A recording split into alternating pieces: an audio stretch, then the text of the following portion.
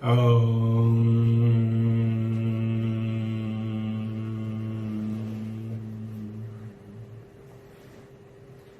Asato Ma Satgamaya Tamaso Ma Jyotirgamaya Mrityurma Amritam Gamaya. Om Shanti, Shanti, Shanti. O Mother, hold our hand. Take us with the realization of what is real, what is not real. Take us, Mother, and make us get illuminated with the knowledge of Brahman. With your blessing, may we be enlightened. One more week has gone and we haven't realized you. O Mother, take us from death to immortality.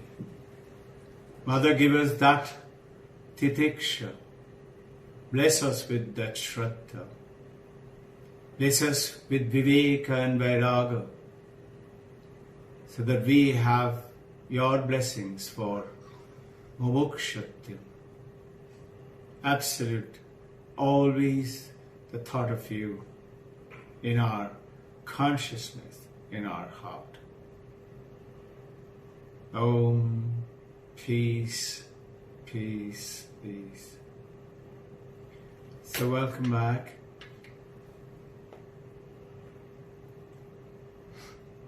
Reminds me of Swami Vivekananda's one very famous line.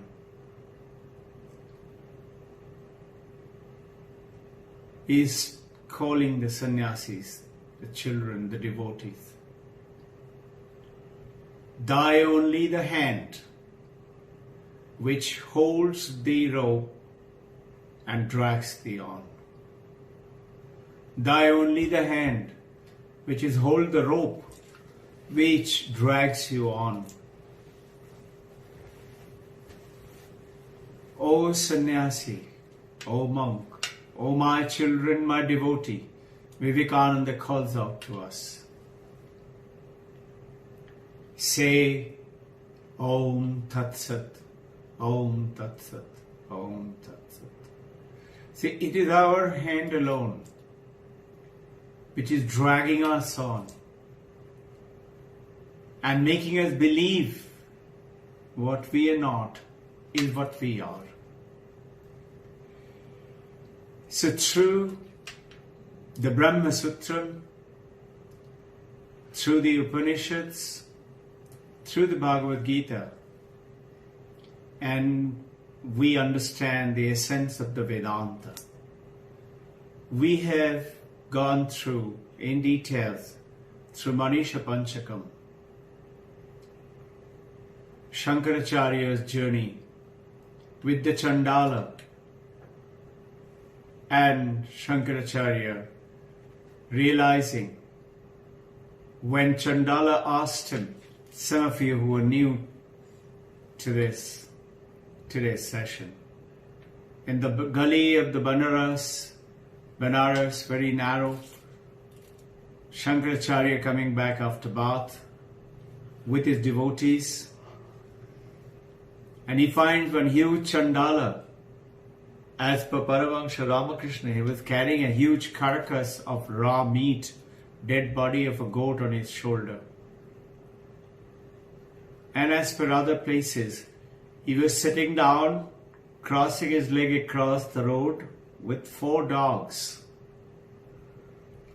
It is said that he was no other than the Shiva himself came to Shankara, whose name was Shankaracharya in the name of Shankara, because his parents were blessed by Shiva that you will have a son who will enlighten the world by the age of 16 and will leave his body. But Shankara did so well in that 16 years. He wrote so many that Shiva himself granted him 16 more years and he left his body at the age of 32. This Shankara asked the Chandala, move away, move away. His devotees, bhaktas, were telling him, move on, move on. The Chandala said, who do you want to go away from you? Is it the body? But body is not who is I. Are you talking about the consciousness? Is that what you want to move? But the consciousness cannot be moved, and it is the same as in you, as in me. The entire universe, the Brahman, is the same consciousness which you call Brahman. The Shankaracharya immediately realized, and he came out with 4 stotras from 4 Vedas. Rig Veda, which is considered to be the oldest, is Yajurveda Upanishad, in which he talked about Prajnana Brahman. In our first 2 sessions, we have talked about consciousness alone is Brahman, Prajnana Brahman. Then he's spoken about these 4 Mahavakyas, Brihadaranyaka Upanishad, Yajurveda, Aham Brahmasmi. We have spoken about that too. And then he talked about from Samaveda, Chandakya Upanishad, very famous, Tat Tvamasi, you are that. We dealt with that too. Today we'll deal with the 4th one, which is from Mandakya Upanishad. I am Atman Brahman. I am the Brahman. I am the Brahman. So let us understand, to start with, thine only the hand which holds the rope and drags thee on. It's our hand only. Which is this? What does he mean by that? And say Om Tat Sat. This is, as per Vedanta, is unlike the yoga. It is not doing something, it is realizing, it is awakening. So, how is it today we think always it must be bothering all of us, and for thousands of years, and you for all this beautiful journey for all of you senior Vedantist devotees, that why is it we think about we are the mind and the body? Why? So we will go through that through I am Atman Brahman. It this I-ness, I, not just the fist and the hand, but notice the English alphabet I stands just like that, that rod. Very strong. It's the ego. Remember Shankaracharya? Mano, Buddhi, Ahankara, Chittane, Na Aham. I'm not my mind, I'm not my intellect, I'm not my memory, I'm not my ego. I am not that. Chidananda Rupaham, Shivoham, Shivoham. I am the infinite Almighty, the Brahman, the Shiva. So, if that is so, and Shankara is telling us, awaken, arise. This arise, awake of Vivekananda is, by the way, from Nachiketa's story. You all know about that. From there, whatever these beautiful things, Vivekananda is always given it to us, is from the Vedanta, is from the Upanishad. Remember again, Vedanta is what? Vedanta Nama Upanishad Pramana. So now let's getting back to how is it that it happens. So imagine, I don't have a chart to make the diagram today, but I shall try my best to explain to you very simply. Imagine this is, let's say, a piece of paper in which ideally I'm making just a 2-dimensional diagram Imagine this is like the sun, glowing with the sea from your side. Is the consciousness. Sea, standing consciousness, the glowing and throwing its consciousness out to the world. Ideally speaking, it cannot be like this. The entire universe, the entire Brahman is encompassed with the consciousness, which always stays on as per Vedanta. But to understand today, why do we think we are the body and the mind and my ego? So imagine the consciousness. And now imagine in front of this consciousness is a mind. The mind. The mind has connections with 5, I'm giving you a 2-dimensional diagram. Consciousness, blob of mind, with 5 senses. Eye, ear, nose, throat, touch, tongue. These 5 senses are, a beautiful Ishwara Upanishad sloka says, it's the God's manufacturing defect. What is that? These senses are always taking us outward, going out, and not bringing us in. And because of this, these senses are the one which now connects you and me to our body. Notice, you cannot make out about your body unless something gives you the feeling that I am this body. How? This is our senses. How is it our senses giving us the feeling of our body? Think, supposing you're totally paralyzed. Can you feel your body? If your eyes are not open, you're totally paralyzed. You don't even know you got a body because you can't even feel your toe. It happened to me when I met with a very bad accident and I was told my leg is to be amputated. I refused and I gave it in writing. It will not. My leg was lying almost 3-4 feet away from my body, connected with a little something whitish looking, I still remember, on the road. However, with the divine grace of the Mother, Brahman, our gurus, Lord Sri Hanuman, I used to pray to him a lot, and the Divine Mother. Mother and Hanumanji in those days in the Air Force. My leg got saved. And when I came to senses, after almost, must have been 8-10 hours, I felt like 24 hours.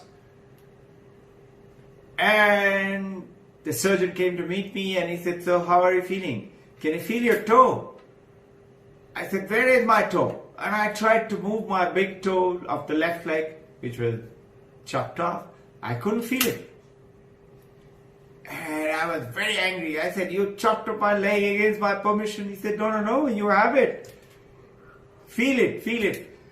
I couldn't feel it at all. Same thing, realize that if you're totally paralyzed, you can't. So what is making you feel your body? Is your senses. Your eyes is telling this is the body. You, through the eye, look at the face in the mirror. Platinum mirror, very good reflection. A broken mirror, bad reflection. Depends on the mirror. But eye is the one which is connecting with you. This is the face, the real face. But what I am seeing is only a reflection. You say that is me. That's not you. It's the reflection of the image of your face. That is not you. But who's telling? The senses are telling. So Vedanta says it's the senses which tells us we have a body. And that senses is connecting now to the body.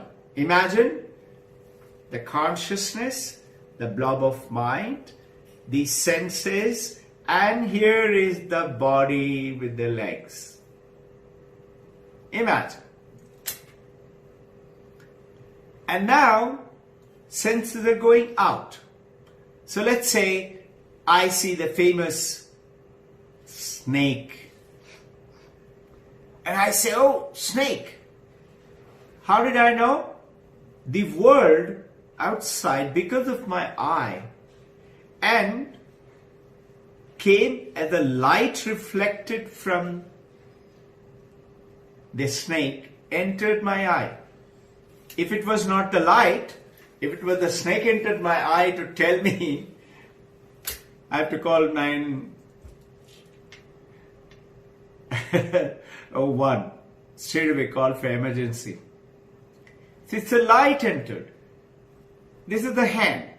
How? The light is reflecting and entering your eye to say I'm showing the hand. This is by cloth. I see the cloth. The light is falling on it and entering my eye and creating an image, going into through the electrical impulses to the brain, making the connection with something which I have seen before. I say this is a shop, or this is a cacti plant, or this is sun. How? I look at the sun, or this is a beautiful mountain, and it connects me. Suppose I'm a child, I wouldn't know what is called mountain. The memory is not got data.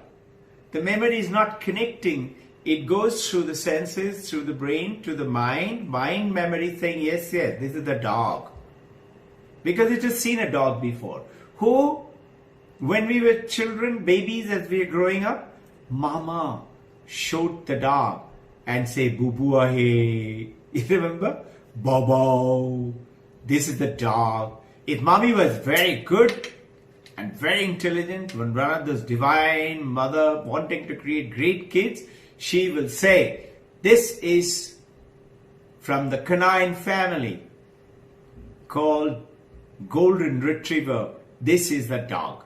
Full data, full information. That is what makes me now connect to that world outside. Or let's say Switzerland, or River Ganga, or Kedarnath. I'm seeing it because I've seen the picture, I've gone there first time, and I'm told by the Panda, this is what is Kedarnath, and this is the Kedarnath temple. So the world is coming to me through the five senses, through the body, to the mind, and making the mind. Now imagine, understand. How does the mind know? Mind cannot know unless from this consciousness, mind borrows a little bit of consciousness called Chidakasha, reflective consciousness. Because remember, without the consciousness, we are nothing. Without the sun, the moon will not have its light. So, how do we understand this? What is the reflective consciousness? A small amount of consciousness comes into me, which is connected through the mind, through the senses, through the body, to the world, and bringing the world into us and making connections. How do we learn? Epistemology. How do we know? Same thing, it comes and then it connects with our memory. If I have not learned, let's say, physics, new class, I don't know anything about the quantum theory. I listen to the professor. I have Shraddha. I know what he is saying must be correct. I'm not understanding it now, but I will if I make my effort. And I read a book and listen to my notes. And then I make the connection and I learn epistemology. How do we learn? The theory of knowledge. I learn about quantum theory. And then from there I build on more and more and more. So, now I've made the connection But that cannot happen unless consciousness is there. Remember, if I am unconscious, I am dead, I am in coma, or I am in deep sleep, I cannot learn. My consciousness is not helping. That little consciousness, which I call it the reflected consciousness, makes the connection and tells my mind. So, how is this reflected consciousness? Like the moon and the sun. Remember, if the sun is not there, if consciousness is not there, moon is dead. Moon doesn't have light. Dead in the sense, you can't see it. Isn't it? Another example. Imagine this room is totally dark. And I am near the veranda. Room is dark because the heavy curtain on, it's daylight outside. But totally dark because all the doors and everything is closed with a heavy curtain. I go outside and I see the sunlight. I take a mirror, I reflect the sun's light and reflect it inside the room. Let's say throw it on a chair and say, wow, that is that chair in which I sit, my favorite chair. How? I reflected the sun's light through that reflective surface onto the chair. Same way the reflective consciousness, reflecting the consciousness onto the mind, on understanding this is a snake, this is the book, this is the hen, this is the cloth, this is the world, this is the mountain, this is Switzerland, this is America, this is India, this is Kedarnath. With me so far? Now, so what is happening is, I'm only realizing everything because of the body. So now, imagine, draw a line. This is consciousness and this is that line. This side is the mind, is the reflective consciousness inside the mind, are the senses, are the body and the world. So, I know this world. I know the objects in the world. I know the snake, I know the book, I know the mountain, I know the river, I know the ocean. I know my body because I sense my body. I know my senses. I know my mind. These are all objects. How mind is an object? Object is anything, recollect our earlier session, anything that you can call this. Can you call this is my happiness? I'm in a happy state. This is, I am angry now. Or can you tell I'm bored? You say, no, you're Brahman, you're consciousness. You say, no, I'm bored. What is bored? The mind is bored. The mind is not having entertainment the way the mind would like it. Let's take an example. A thought. 2 plus 2 is 4.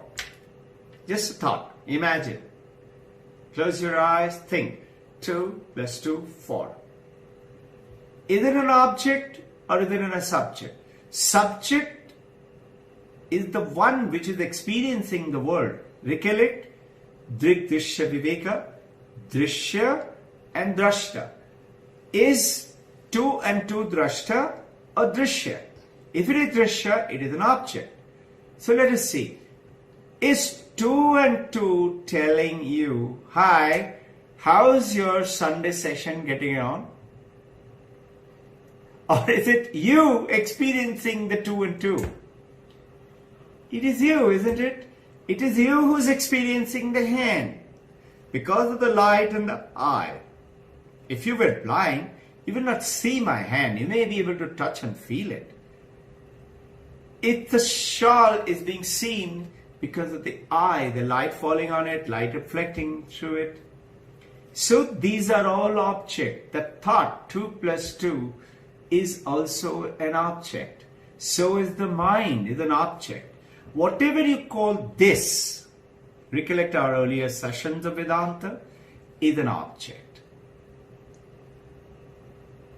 And what is happening is, this line which I am drawing, from the mind, reflective consciousness, senses, the body, and the world out there. Remember manufacturing defect? Senses are going only outwards, getting the data, bringing it back to the mind and the body, and creating desires. So I have a desire for, let's say, ice cream. So there is ice cream. And now I feel like having that ice cream. And I don't have it. So my face is dark and I'm feeling sad. I don't like it. Now, I create some action. That I is that, not the big I, the small I, called the small reflective consciousness with the mind, with the senses, with the motor actions. Remember 19 parts of the body? 5 motor, 5 senses, like that. And goes out and gets the ice cream from the ice cream shop and comes back. Now I'm smiling. I create happiness. And soon enough I realize this happiness is short-lived. So if I draw a line, the line this side, I know the world. I know that world, those objects. I know the ice cream. I know the book. I know my senses. I know my body. I know my mind. What I don't know is this side is called the consciousness. That is always telling is obscured. I don't know anything about that. And our journey towards enlightenment is to know that I am Atman Brahman. This I-ness is very strong in everything, every living being. What is being dead? Dead is this body is dead. Along with this body, we have 5, you all have heard about it before, called kosha. So, Annamaya kosha is what we eat. Creates this body.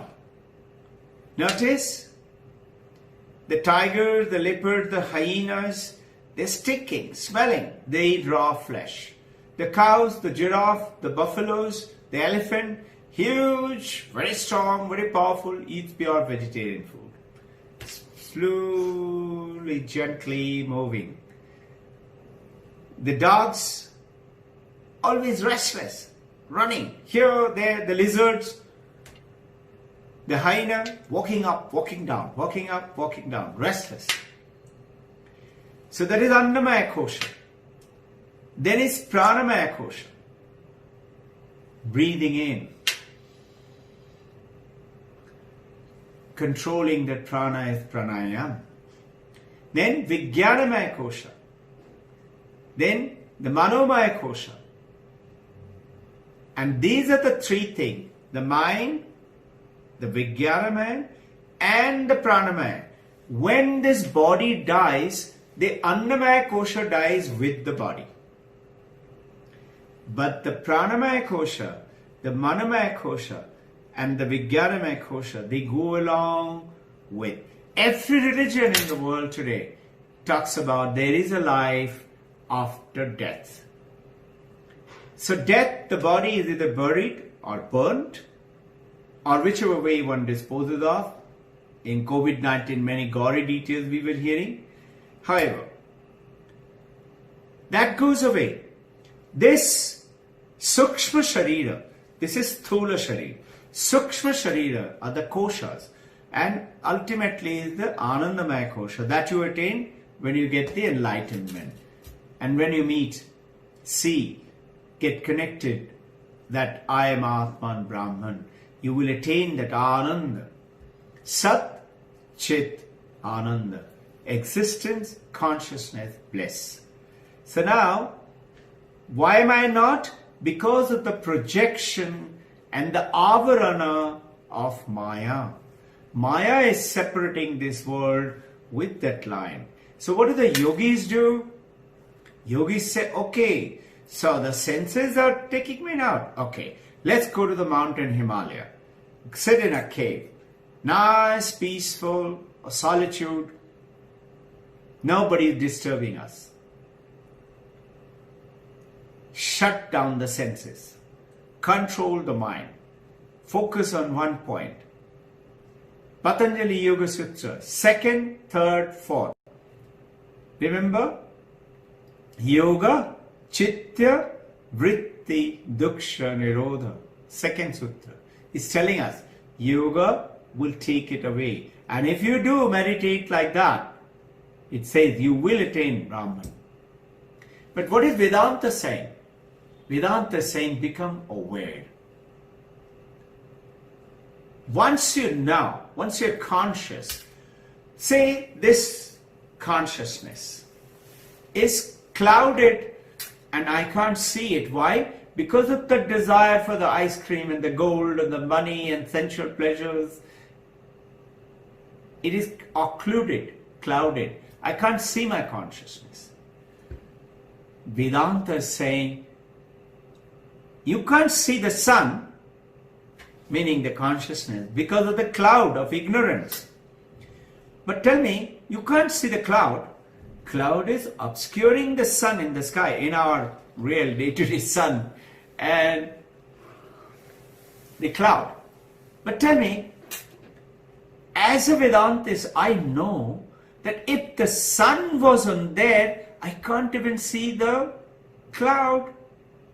Even at night, I can't see the cloud unless there is a moonlight reflecting or some parts of the sun's ray, dawn time, dusk time. I can't see the cloud. So Vedanta is saying, you can see that obscuring your jealousy, hatred, greed, karma, krodha. That is the cloud. How are you seeing it? It's because of the consciousness. So become aware of the consciousness. So as we are doing Shravanam, Mananam, Nididhyasanam. Nididhyasanam is focusing on that consciousness which is like the light is reflecting on my thought. Not paying attention to the thought of the ice cream or the burger or the biryani. I'm reflecting on the light which is coming into that thought. So how is the thought created? Recollect the mind, the consciousness. We don't know about the consciousness.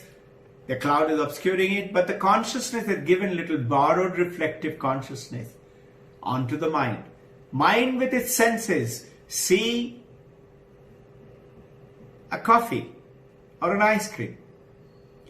The body is telling, I see it, coming through the senses, and now it creates through the reflective consciousness onto the mind called vritti, like a ripple. Memory comes up and says, yes, this is barista coffee, Starbucks coffee. I'm enjoying. There is a monk in the training, was in Brahmachari. He's sharing his thought. Remembers very fondly his days of the Brahmacharya, saying, we are coming back with my Guru, and we were retiring we did pranam to our Gurudev and going into our room, and I saw one beautiful plant with lots of flowers and with a lot of fragrance. So I leant forward and I just smelt it. My Guru was watching me. He said, what is that? That is the lakshan of bhogi. Just because you have it, you have to enjoy it. Just because you see it, you have to taste it, you have to touch it, you have to bite it. See, with our eyes, how much of junk we are picking up. Can with our mouth we go to the garbage dump and pick it up with our mouth like a dog? We don't. Or like a cat. But with our eyes, with our ears, with the gossips, we are all the time picking up junk and loading our mind. And notice, before going to sleep, if you read, if you watch a movie, in the morning when you're sitting down for meditation, those thoughts will come. So this is what the Guru told him. That is Bhogi's Lakshan, not Yogi's Lakshan. What is Vedanta saying? Once you become aware, you don't have to switch off the TV. You don't have to worry about the sound which is coming in when you're meditating. Maybe somebody is cooking something. And you don't have to say, shut up, keep quiet, can't you see I'm meditating? All you have to, that sense which is creating a vritti of the sound of cooking, pressure cooker doing psss, like that. That sound, as per Vedanta meditation, Nididhyasana, how is that vritti being created? With the light of the reflective consciousness, creating that vritti, you focus on that consciousness which is saying the reflective like a brilliant light. Focus on the consciousness. Take an example. Recollect Mandakya Upanishad, Om, our self, 4 states. Recollect, narrate in your own mind. The waking state, we see the world around, experiencing the world. Dream state, senses have gone to sleep, body is gone to sleep, but mind is awake, sense is awake. I can smell, I can taste in my dream. Body is sleeping, senses are awake, mind is awake. Consciousness was there in the waking state, consciousness is there in the dream state. Now I go to deep sleep state. Now the senses have fallen away. Mind has fallen away. Only consciousness remains.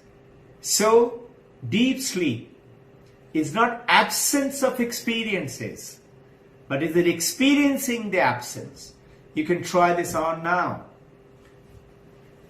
Close your eyes.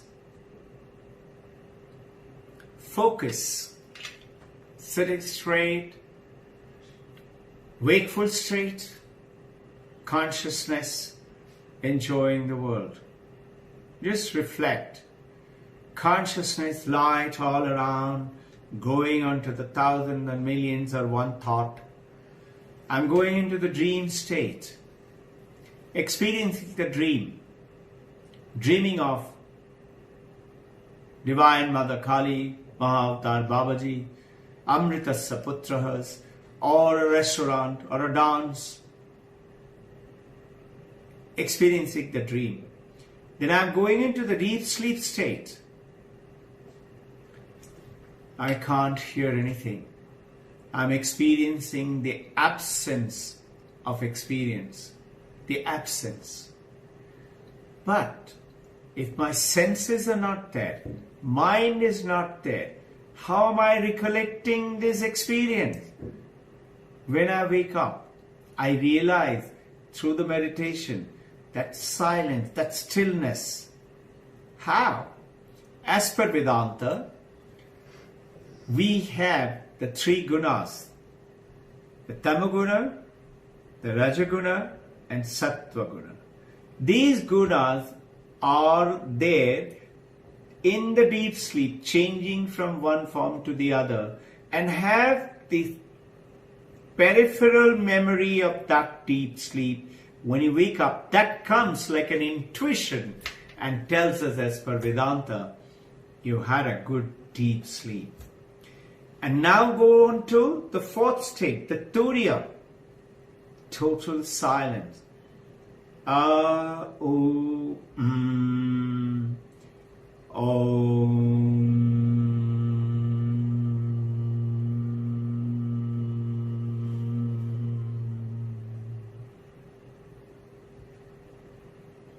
silence, turiya state. Only consciousness remains. And this consciousness connection is what we have to do. What are we doing otherwise? Remember the famous Vedanta tale. Paramahansa Ramakrishna used to say it very often. A dog finds a bone, picks at the bone and starts chewing on it.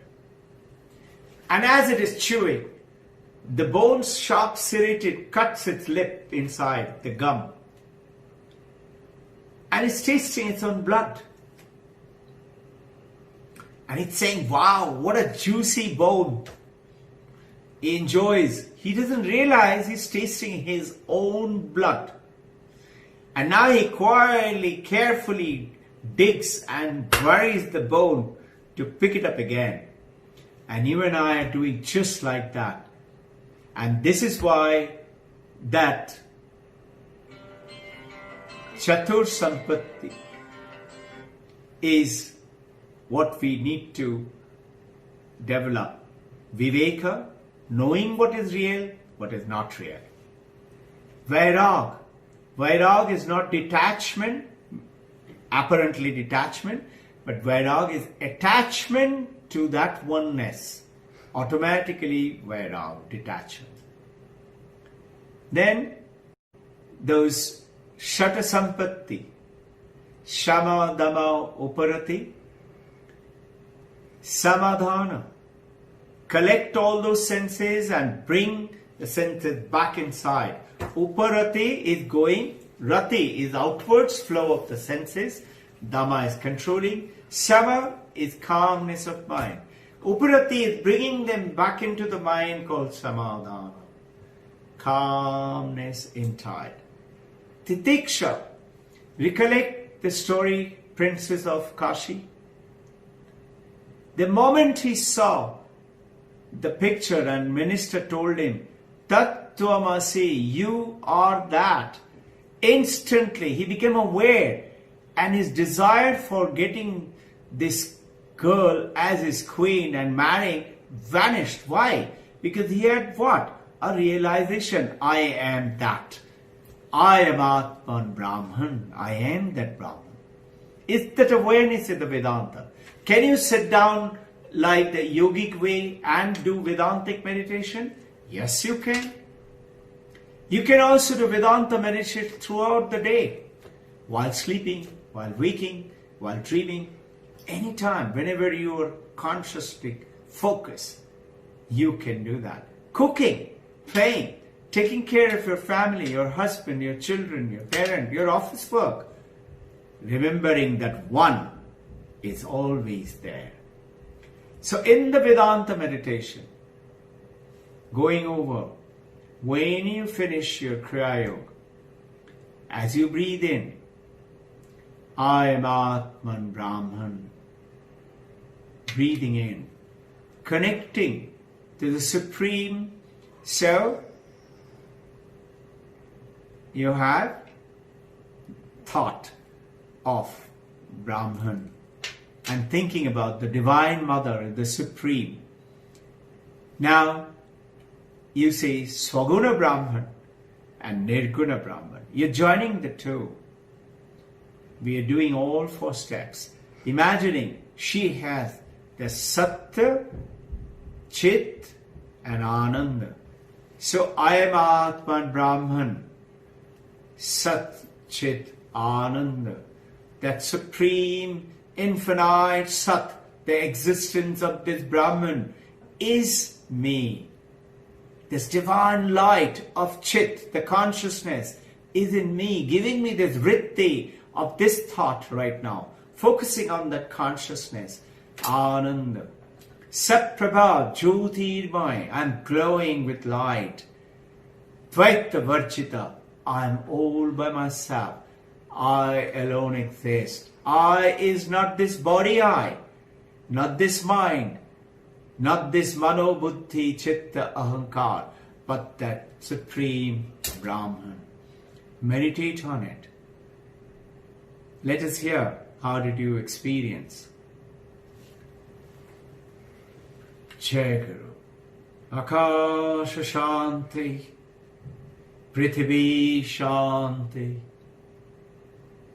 Vayu Shanti, Agnyaya Shanti, Jalaspataya Shanti, Manaha Shanti, Uttaradisha Shanti, Dakshinaya Shanti, Paschimaya Shanti, Purvadesha Shanti.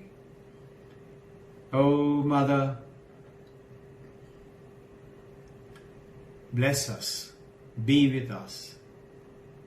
Ya Devi Sarva Bhuteshu, Matrirupe Samastita. Namastashay, Namastashay, Namastashay, Namo Namaha.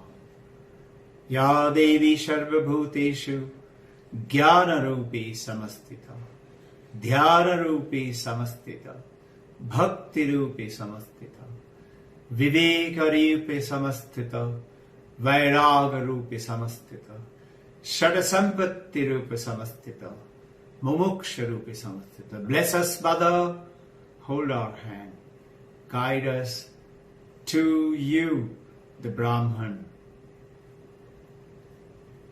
I am Atman, same Brahman. Om.